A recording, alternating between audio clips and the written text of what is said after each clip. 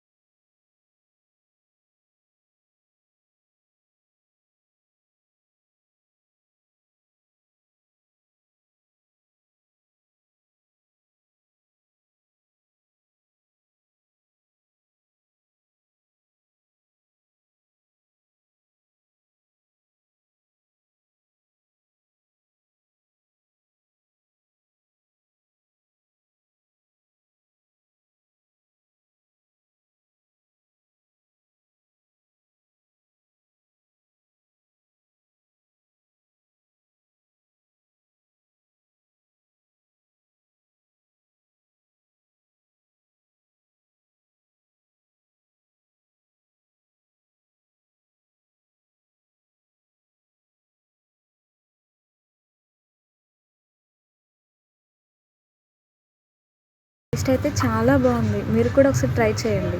Thanks for watching.